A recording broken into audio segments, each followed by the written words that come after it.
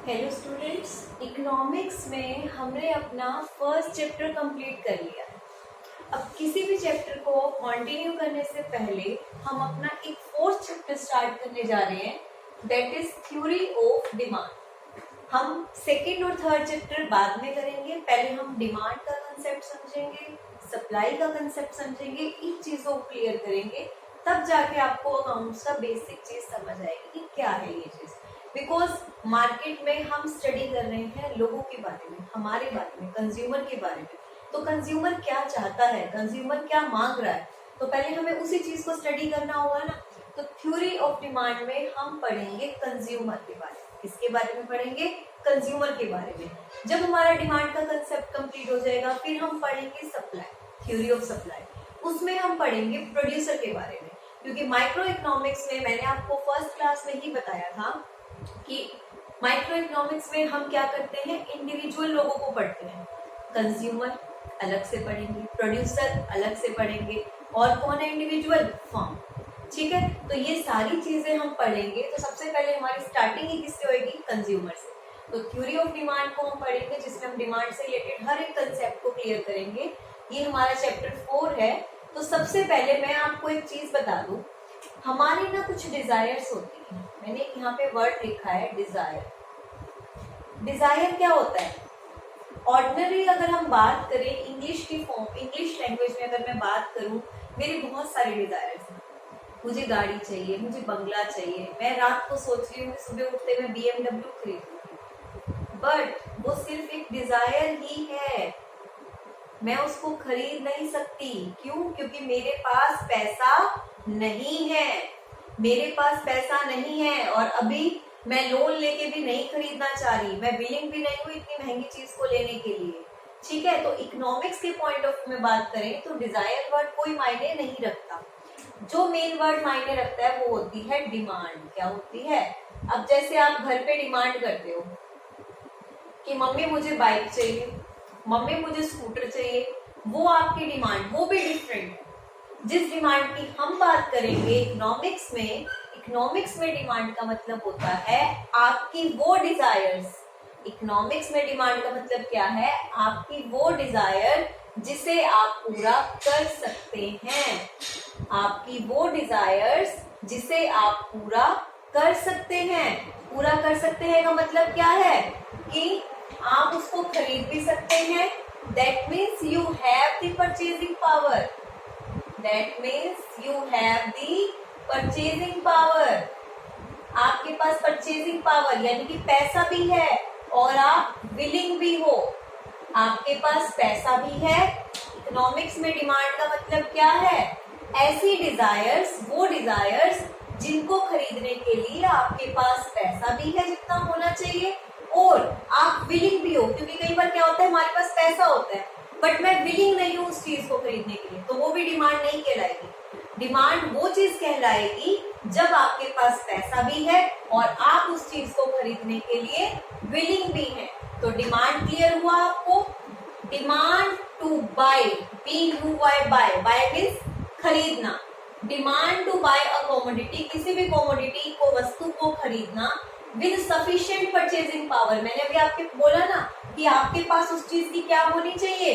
Purchasing power होनी चाहिए। That means इतना पैसा होना चाहिए आपके पास कि आप उसको खरीद सके। एंड विलिंगनेस टू स्पेंड, पैसा तो है पर लालची नहीं बनना। आप इच्छुक हैं उसको खर्च करने के लिए। मेरे पास पैसा है पर मैं BMW नहीं लेना चाहती, बहुत महंगी है, फिर वो डिमांड नहीं हुई। मेरे पास पैसा है, मैं उसको खरीद सकती हूँ और खरीदना चाहती हूँ, वो मेरी डिमांड है। तो डिमांड क्या हुआ? डिमांड एक डिजायर होती है। कौन सी? सिंपल डिजायर नहीं। डिजायर्स तो हमारी बहुत सारी, बहुत सपने देखते हैं, वो चीज नहीं।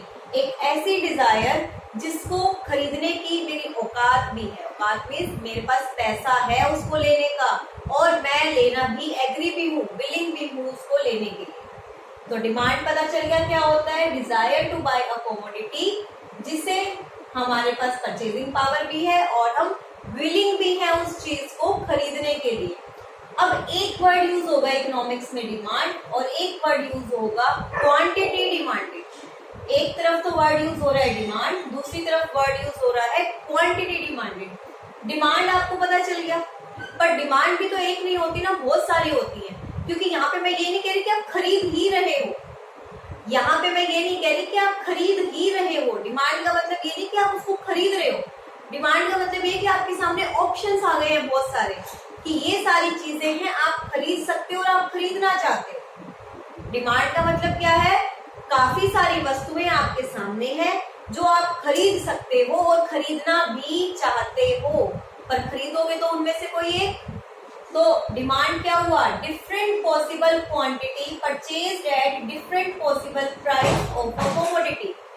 डिमांड का मतलब है डिफरेंट, यानी कि बहुत सारी पॉसिबल क्वांटिटीज परचेज करना डिफरेंट प्राइस पे, यानी कि आप एग्री हो, अगर वो कितने भी प्राइस पे मिल रही है, जो मार्केट में भी आपको प्राइस पता है, आप उसको लेने के लिए एग्री हो। बट क्वांटिटी डिमांडेड इसी का ही पार्ट है, इसमें देखो डिफरेंट पॉसिबल क्वांटिटीज होंगी, आपको अलग अलग क्वांटिटी बता दी जाएगी, आप शॉप पे जाएंगे, इतनी लोगे तो इतने की मिलेगी, इतनी लोगे तो इतने मिलेगी। बट क्वांटिटी डिमांडेड क्या है, जो स्पेसिफिक क्वांटिटी आप परचेज करोगे, उसने आपको बहुत सारे ऑप्शन बताए ना, उसमें से जो क्वांटिटी आप परचेज कर रहे हो, कितनी ले रहे हो और उसी के फिक्स प्राइस पे, उसे हम कहते हैं क्वांटिटी डिमांडेड। इसमें तो सारे ऑप्शंस आ जाएंगे, बट क्वांटिटी डिमांडेड में वो फिक्स आएगा जो आप ले रहे हो, स्पेसिफिक। जैसे कि ये हमारा डिमांड का शेड्यूल होता है, एक तरफ प्राइस होता है और एक तरफ क्वांटिटी होती है। आपके सामने बहुत सारे ऑप्शन रख दिए शॉपकीपर ने कि अगर 1 रुपए का लोगे, जैसे आप आइसक्रीम लेने गए हो, अगर 1 रुपया है तो आपको 4 मिलेंगी, 2 है, मतलब क्वांटिटी डिमांडेड आपकी क्या होता है, प्राइस बढ़ रहे हैं, आप खुद देखिए प्राइस का बढ़ना, क्वांटिटी क्या होती जाएगी, कम, क्योंकि कोई चीज अगर महंगी होगी तो आप उसको कम खरीद पाएंगे। अगर वो आइसक्रीम 1 रुपए की थी तो आपने 4 ली, अगर वो आइसक्रीम 2 रुपए की हो गई आपने 3 ली, अगर वो आइसक्रीम 3 रुपए की हो गई तो आपने 2 ली, अगर वो आइसक्रीम 4 रुपए की है तो आपने 1 ली। ये सारे ऑप्शंस आपके सामने उसने रख दिए कि 1 रुपए की इतनी आएगी, 2 रुपए की इतनी आएगी, 3 रुपए की इतनी, 4 रुपए की इतनी, यानी कि जब प्राइस 1 रुपए था तो 4 मिल रही थी, 2 रुपए था तो 3 मिल रही थी। तो ये सारे डिफरेंट पॉसिबल कॉम्बिनेशन है, क्या लिखा हुआ है, डिफरेंट पॉसिबल क्वांटिटी। ये डिफरेंट पॉसिबल क्वांटिटी आपको बताई गई है जो आप खरीदना चाहते हो, different possible price, different possible quantity and the different possible price. तो ये सारा आपका डिमांड है, ये सारा आपका क्या है, डिमांड। ठीक है, अब क्वांटिटी डिमांडेड की बात करूं, सपोज करो मैं ये ले रही हूँ, मैं 2 आइसक्रीम ले रही हूँ और 2 आइसक्रीम मुझे कितने रुपए में मिल रही है, 3 रुपए में। तो जो चीज मैं पर्टिकुलरली परचेज कर रही हूँ वो है क्वांटिटी डिमांडेड, वो क्या होगी, क्वांटिटी डिमांडेड। जो पूरा ही शेड्यूल आपके सामने है, डिफरेंट पॉसिबल आपके सामने ऑप्शन रखे गए हैं, वो तो कहलाएगा डिमांड। जो डिफरेंट ऑप्शंस आपके सामने रखे जाएंगे वो तो है डिमांड, कि आप इतने प्राइस पे एग्री हो खरीदने के लिए, आपको इन प्राइस से और इन क्वांटिटी से कोई इशू नहीं है, पर खरीदेंगे तो कोई एक किसी भी प्राइस पे जो आप ले रहे हो वो आपकी क्या होगी, क्वांटिटी डिमांडेड। क्योंकि कोई कस्टमर ये ले रहा है, कोई ये ले रहा है, सभी अलग अलग है। हम यहाँ पे बात कर रहे हैं, एक इंडिविजुअल कस्टमर की बात कर रहे हैं, क्लियर है। तो जो पूरा शेड्यूल है वो तो डिमांड है, और जो हम स्पेसिफिक क्वांटिटी स्पेसिफिक प्राइस पे ले रहे हैं वो क्वांटिटी डिमांडेड। स्पेसिफिक क्वांटिटी कितनी है, 2, और प्राइस कितना है, 3। तो अब आपको पता चल गया डिमांड क्या होता है, क्वांटिटी डिमांडेड क्या होता है, आपको ये चीज क्लियर हो गई। इसके बाद आता है हमारा next topic, demand schedule. Demand schedule भी 2 पार्ट में डिवाइड होता है।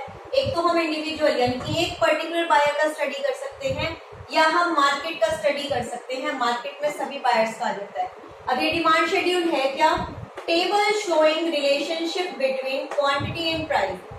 टेबल की फॉर्म में एक रिलेशनशिप बनाया जाता है, किसके बीच में, क्वांटिटी और प्राइस के बीच में। किसके बीच में, क्वांटिटी और प्राइस। क्वांटिटी मतलब कितनी क्वांटिटी आप ले लेंगे और कितने प्राइस पे आप लेंगे।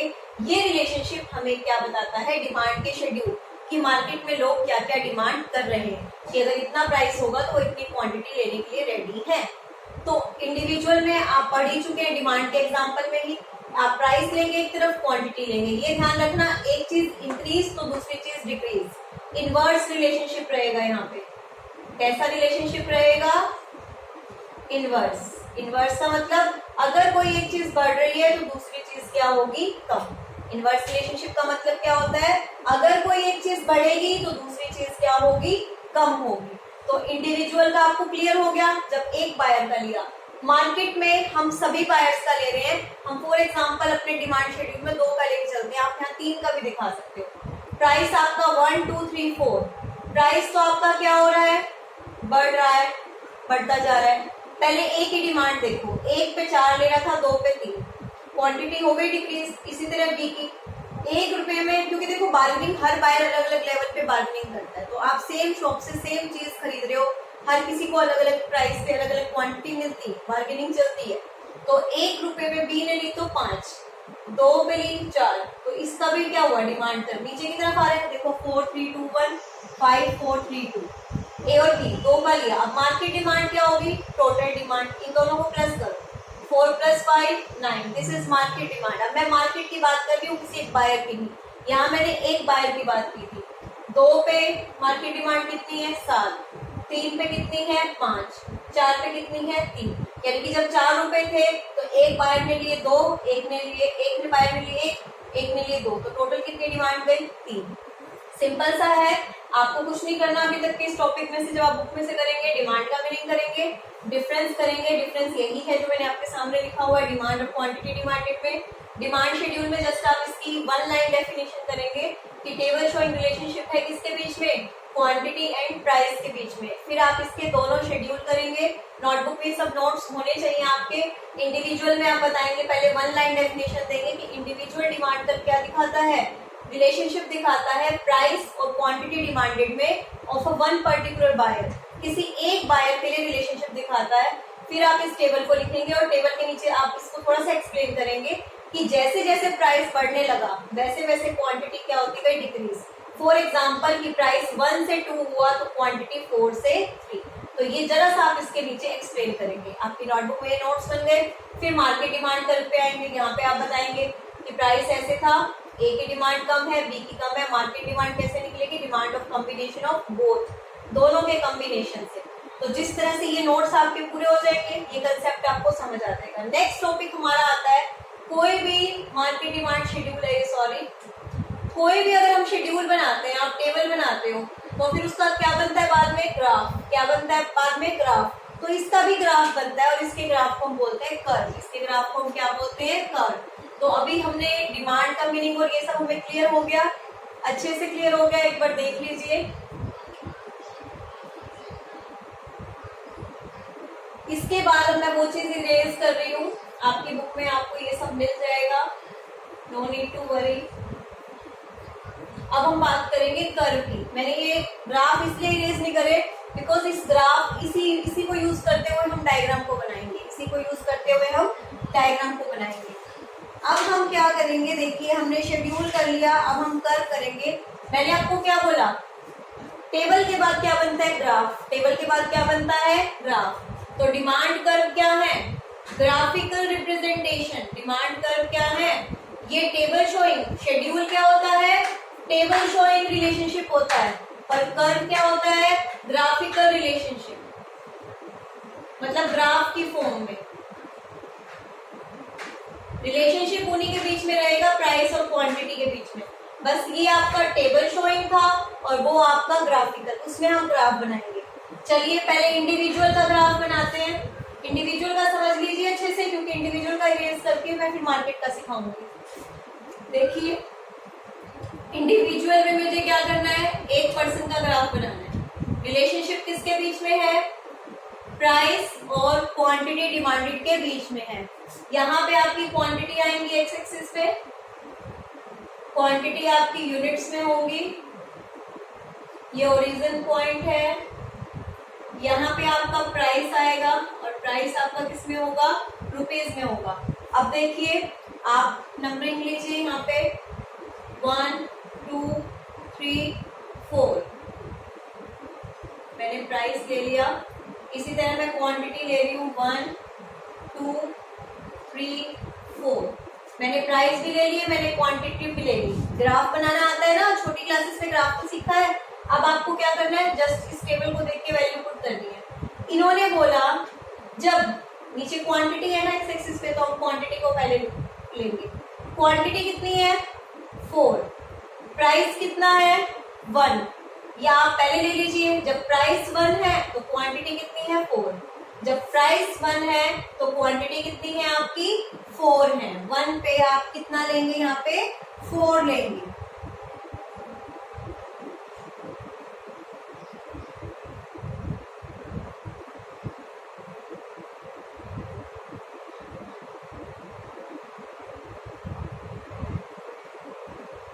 ठीक है, ये 2 पॉइंट मैंने आपके पुट कर दिए। अच्छा, इसके बाद आप ध्यान से देखिएगा, आपको दिख रहा होगा यहाँ पे quantity 1 price 4, quantity 1 price 4, price 1 quantity 4। पहला पॉइंट क्या है, प्राइस जब 1 है तो क्वांटिटी कितनी है 4, आ गया पहला पॉइंट। फिर ये आपका ऐसे है। उसके बाद प्राइस 2 क्वांटिटी 3, जब प्राइस 2 है तो क्वांटिटी कितनी है 3 है, और 3 पे कितना है 2।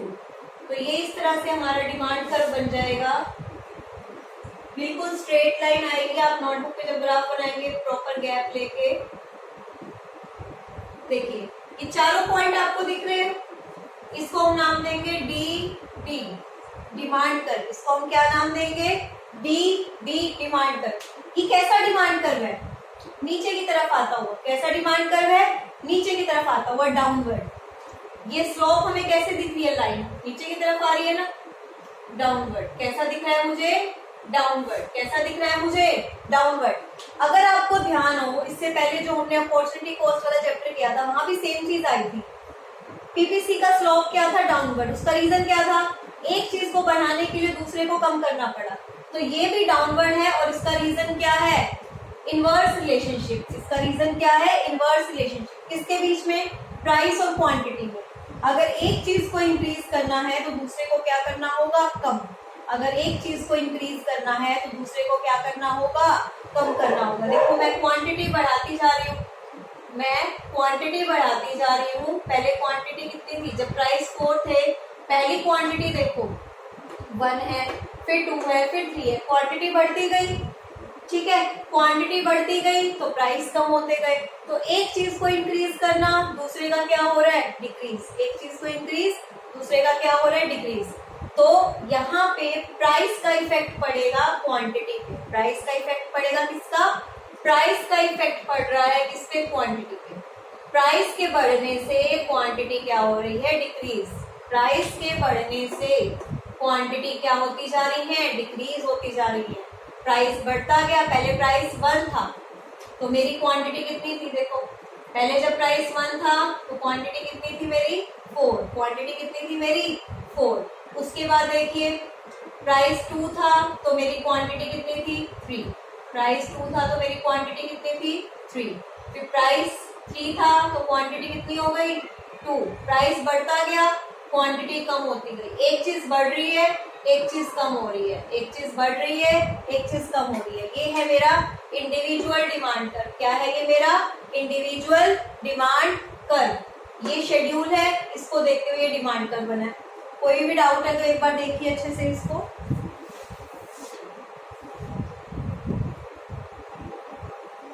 इसमें हमारा बायर है जो वो रेडी टू बाय है, मीन्स इनमें से कोई भी क्वांटिटी वो खरीदने के लिए रेडी है, इसमें से वो कुछ भी खरीदने को तैयार है।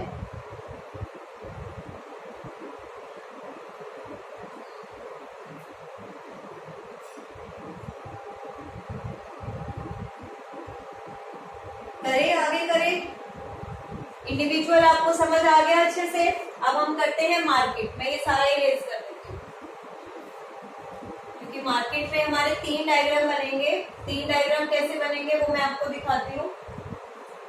पहले तो हम बनाएंगे इंडिविजुअल अलग अलग, पहले ए का, फिर बी का और फिर मार्केट का। तो 3 डायग्राम हमारे सामने आएंगे। पहले आप लीजिए ए का,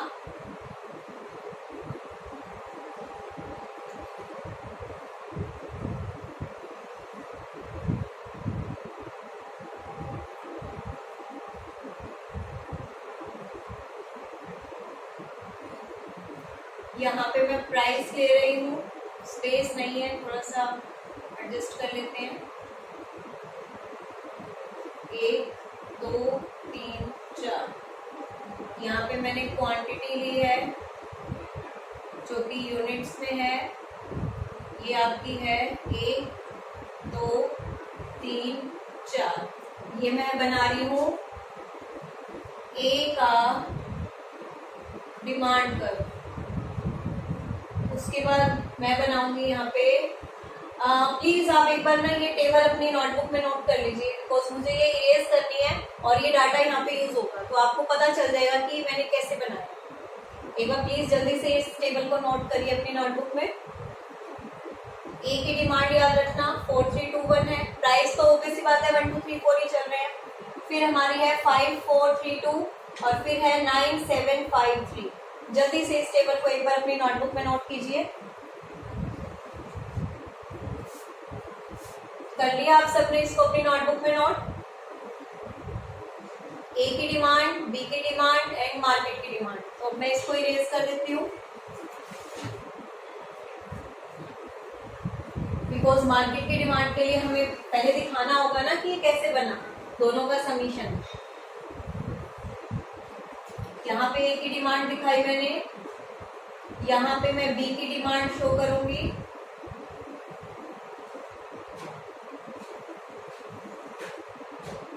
थोड़ा सा स्पेस कम है। आप अपनी नोटबुक में अच्छे से विद स्पेस प्रॉपर ग्राफ बनाएंगे, प्रॉपर गैप होगा आपकी नोटबुक में।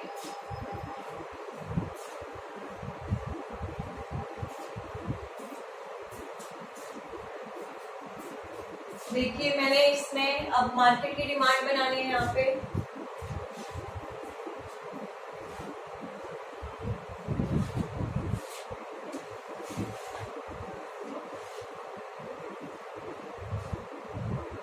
आई होप आप समझेंगे जो गैप की प्रॉब्लम मुझे बोर्ड पे हो रही है।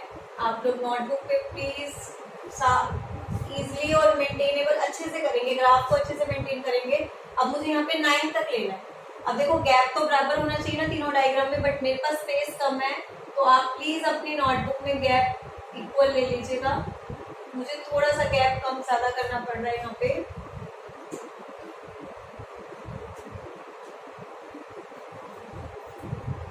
देखिए गैप की प्रॉब्लम है, ग्राफ में इक्वल गैप होता है, स्पेस की वजह से मेरे को प्रॉब्लम आ रही है। आप ये गलती नहीं करेंगे, मैं जस्ट आपका कंसेप्ट क्लियर कर रही हूँ। ग्राफ तो आई थिंक आपको बनाने आते ही हैं, आप छोटी क्लासेस से सीख के आए हैं। यहाँ पे हमारा वही 4321 वाला था कंसेप्ट। आप इसको पॉइंट के अकॉर्डिंग बनाएंगे। मुझे आइडिया है ये कहाँ जाएगी लाइन, इसलिए मैंने अपने आप से ही इसको ड्रॉ कर दिया है। डी डी ये है 5, इसमें क्या अगर आपको ध्यान हो ये था 5432। जब प्राइस 1 है तो वो 5 पे है, ध्यान रखिए।